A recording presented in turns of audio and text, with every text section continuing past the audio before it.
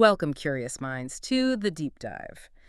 Today, we're plunging into one of the most, well, astonishing and frankly pretty controversial areas of consciousness research. Hmm. We're talking about the groundbreaking work of Robert Monroe, a man whose accidental discoveries really didn't just shatter his own view of reality, but maybe offered a new lens for all of us. Yeah, and what's truly remarkable about Monroe, is that he wasn't your typical mystic or spiritual guru type. Not at all. Right. He was this highly successful, intensely practical, and, well, inherently skeptical radio and TV executive from Virginia. Hmm.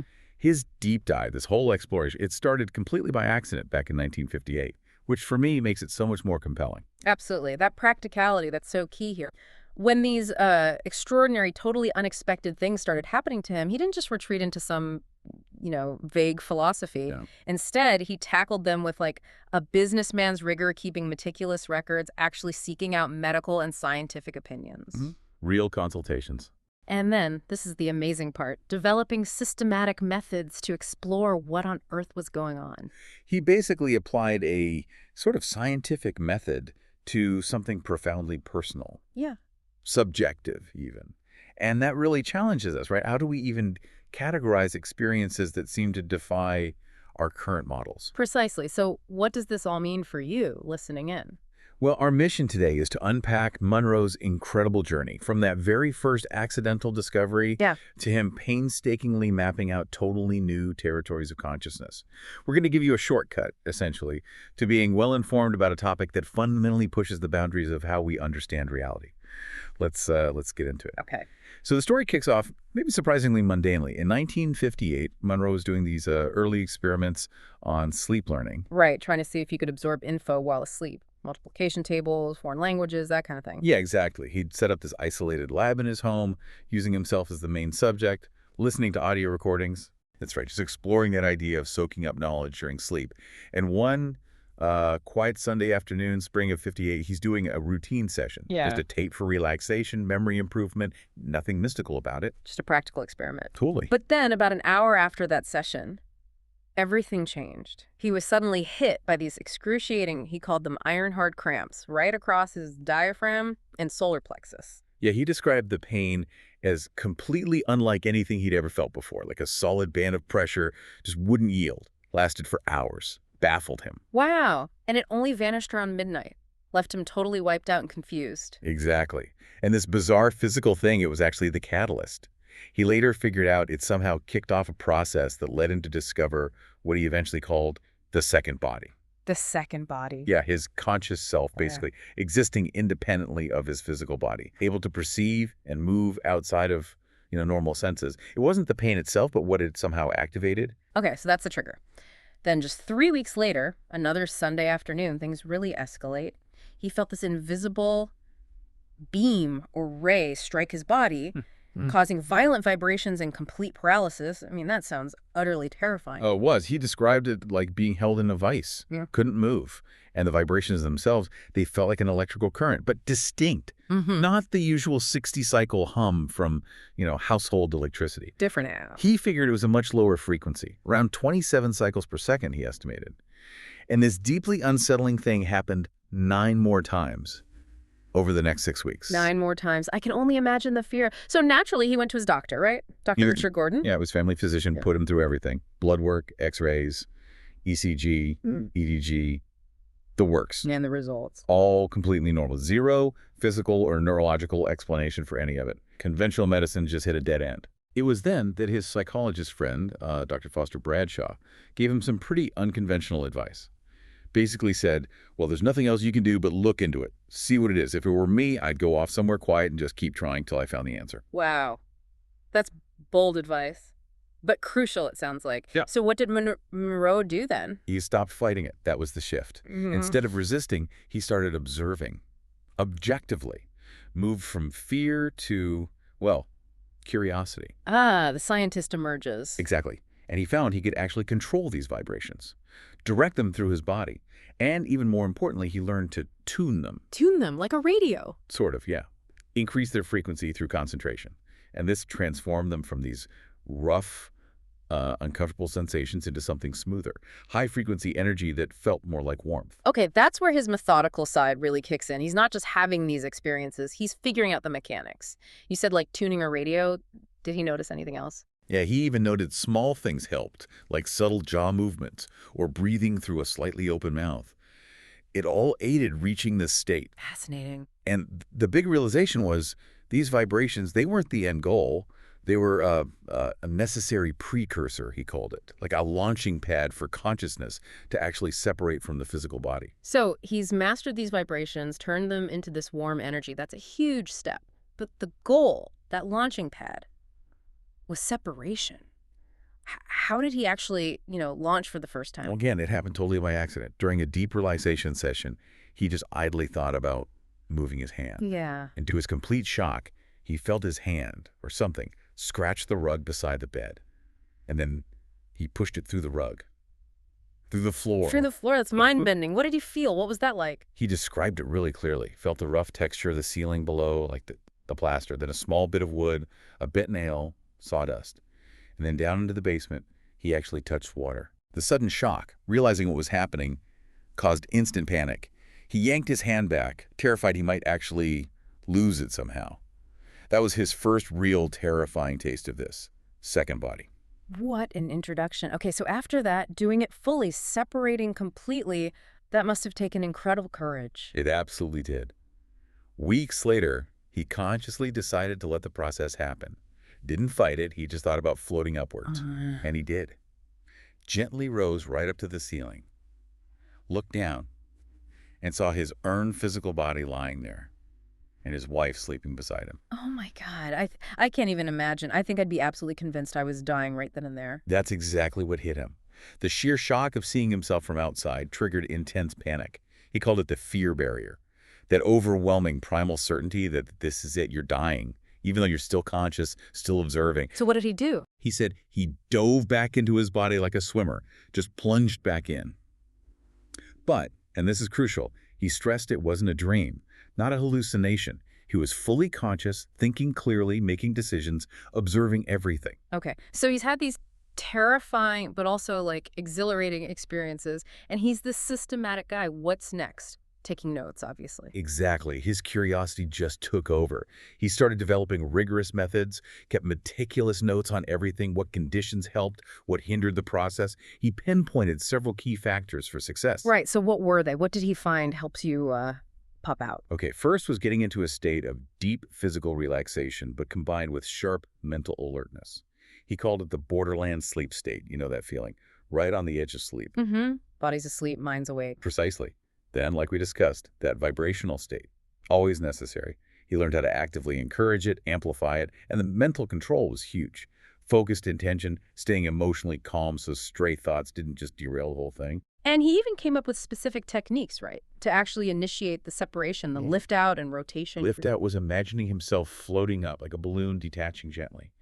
Rotation was mentally rolling out of his body, like turning over in bed, but separating instead. Fascinating stuff. But you mentioned emotions being amplified. That sounds like a huge challenge in this state. Oh, absolutely. He found intense emotional reactions were way stronger out of body. And specifically, he noted this almost immediate, overwhelming sexual drive that would often just appear. Wow, okay, that's unexpected. For someone so systematic, how did Monroe, the practical exec, handle something so primal, like an amplified sex drive out of body? Did he just try to squash it? That's the really interesting part. He realized pretty quickly suppression was, well, impossible and counterproductive. So instead, he developed this remarkably pragmatic approach. He learned to just acknowledge it and then gently defer it. Defer it. He'd literally tell himself, yes, that's a very good idea, but first I want to go somewhere else. It allowed him to stay in control, keep his focus on exploring. He also had to really confront those deep fears, fear of dying, fear of not getting back, fear of encountering, hostile things. He overcame those mostly through just repeated exposure, building confidence over time.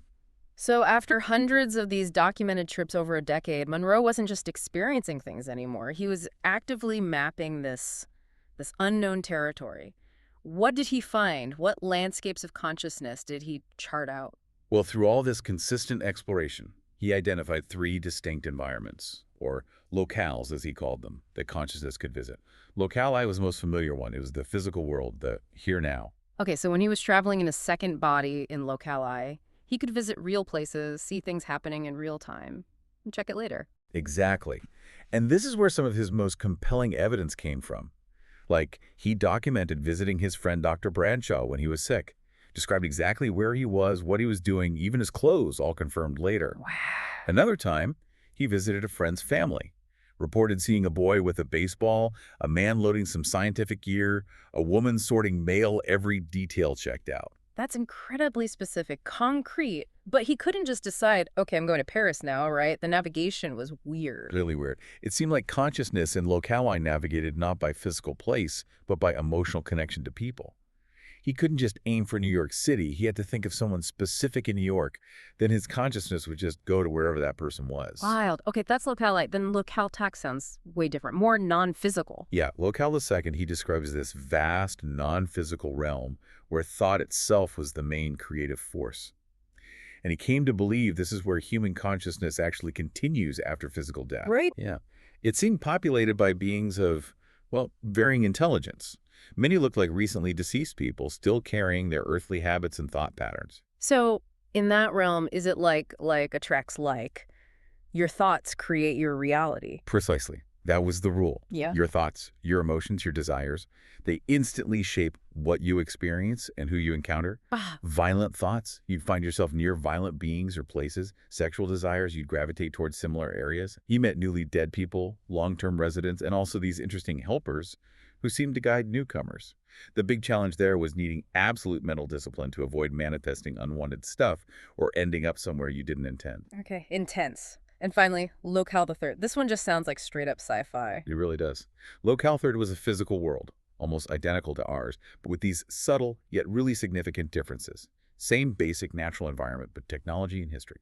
Totally different path. Monroe found he could temporarily inhabit, like another version of himself there, experience a completely parallel life relationships, job, daily routine, everything. And a full parallel existence. What were some of the biggest differences that stood out? Okay, get this. No electricity or electromagnetic tech as we know it. Transportation was mostly steam trains and these weird vehicles powered by what he thought was maybe atomic or nuclear energy. Science just went a completely different way. That's profound. It makes you wonder, right? Parallel universes, alternate timelines, something else entirely. Exactly. It really pushes you to question things. If just a slightly different history leads to totally different science, what does that say about our reality? Maybe consciousness is the constant, not the physical stage it plays out on. And as if that wasn't enough, he also ran into non-human intelligences. These inspectors sound pretty chilling. They do. He described encounters with these highly advanced beings who seemed to be, well, monitoring or maybe even experimenting on human consciousness. Their examinations felt clinical, impersonal, just probing his mind, extracting memories, knowledge. And he got this disturbing impression. Yeah, that Earth might be some kind of pumping station in a bigger galactic operation, maybe harvesting consciousness, though he was careful to say that was just an impression, not like a confirmed fact he brought back. Okay, that's a heavy thought. But it wasn't all unsettling encounters, right? He met helpful beings, too. Oh yeah, that's important. He definitely met benevolent teachers, guides, beings interested in helping human development, sharing knowledge. There's a whole spectrum of intelligence and intent out there. So how on earth did he try to get any scientific validation for all this? I mean, it sounds so wild. How do you even gather evidence? Well, he actually collaborated with the respected researchers. Dr. Charles Tart at the University of Virginia was a key one. He went into labs, got hooked up to monitors during these reported OBEs. They tracked his brain activity, physiological responses. Okay, and what did the lab results show? Anything tangible suggesting it wasn't just, vivid dreams? This is where it gets really compelling. During the reported OBEs, his brainwaves showed really distinct patterns, mostly in the theta range, that deep relaxation state, meditation, the edge of sleep. Right. But his scans also showed this unusual coherence. The brainwaves were super organized, synchronized, suggesting a really focused yet deeply relaxed mind state. Plus, his breathing got incredibly shallow, skin hot and dry. And get this, sometimes independent observers reported seeing these shimmering, like heat wave distortions around his upper The body. heat waves. Wow, those details really make you think. And there were even more concrete examples, weren't there? Like verifiable things. Yes, that one lab session where he accurately described what the technician was doing in the next room. She wasn't even at her monitoring station like she was supposed to be. She was out in the hall talking to her husband. You saw that. Reported it accurately. And maybe the most famous one, he reported pinching a friend while he was out of body. And the friend actually had confirmed bruises later. Bruises. That's extraordinary. An extraordinary claim, extraordinary evidence. Okay, so if consciousness can operate independently, this inevitably brings up the big one, life after death. Yeah, Monroe's experiences definitely pointed that way. That death is basically a permanent separation of consciousness from the body, a transition into locale the second, not an ending. He had some really moving encounters related to this. Like visiting his father after he'd passed. Exactly. He Yeah. documented visiting deceased friends and family. His father, he found him in what seems like a hospital in locale the second, sort of healing, appearing younger, healthier, and his own physician, Dr. Richard Gordon, the one who ran all those early tests. Yeah. After Dr. Gordon died of cancer, Monroe encountered him in what looked like an educational institution in locale second, appearing as a young man, still learning, developing. So he wasn't claiming proof exactly, but his observations strongly suggested survival. Precisely. He was very careful about that. Didn't claim to prove anything about survival after death, left that conclusion to others. He just reported what he saw, meticulously. And he didn't hoard this knowledge. He believed these were natural abilities, right? And developed techniques for other people. He absolutely did. His core method involved getting into that deep physical relaxation, the borderland sleep state, then consciously generating the vibrations, using visualization, breathing techniques, then using separation methods like lift-out or rotation, and always that need for emotional and mental discipline to stay in control. And the promise was basically, with patience, almost anyone could learn to explore these places.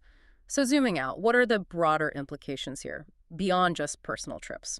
Well, if you connect the dots, the implications are potentially huge.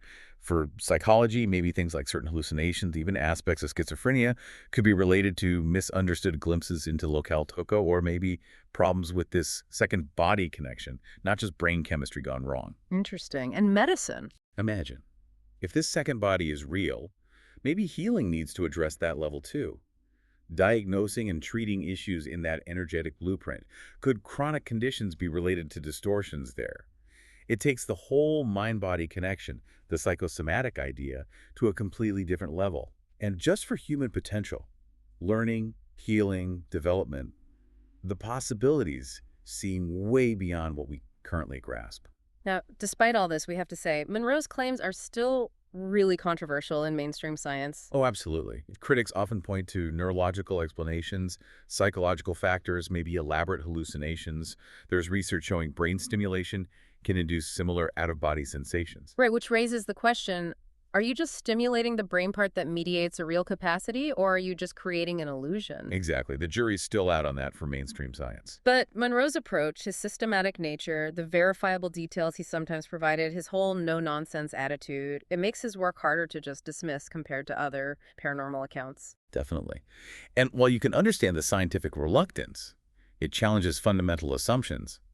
It also means we might be overlooking something really important about consciousness, potentially delaying vital discoveries. So after this extraordinary journey, what's left? What's Monroe's lasting legacy today? Well, his work directly led to the Monroe Institute, founded in '71. It continues research and develops audio tech like binaural beats. Ah, binaural beats. How do those work again? Basically, you play two slightly different sound frequencies, one in each ear. The brain then perceives a third phantom frequency, the difference between the two. And this auditory trick can actually guide your brain waves, Right. helping people get into those deep, relaxed, but alert states Monroe found so crucial. So it helps people access those states. Yeah, thousands have used it. It's inspired more rigorous research globally, helped consciousness studies gain more legitimacy, and just his personal story. From skeptical businessman to deep explorer, it shows the meaning you can find in sharing discovery, even when it costs you personally, leads to isolation. It really does. His detailed work is almost like a map, isn't it? Raising these huge questions about Reality, identity, death, how we live. Absolutely. What an incredible deep dive. We've really unpacked Robert Monroe's journey, haven't we? From that accidental start to systematically mapping these, well, mind-bending territories of consciousness. His whole rigorous exploration, it really does offer a model for future research into human potential. Reminds us consciousness is still one of science's biggest mysteries. Hmm. And like Monroe himself said, something like, the only way you can accept and know this extended reality is to experience it yourself. Which leaves a big question for you, the listener. What if reality is actually far stranger, more wonderful, and just way more full of possibilities than our current scientific models even suggest? That's a fantastic thought to end on. Really makes you wonder. We encourage you to consider, what boundaries of your own potential might you explore? If you approach the unknown with that same courage, that systematic investigation, and an open mind building on Monroe's amazing legacy, keep exploring, keep questioning, and join us next time on The Deep Dive.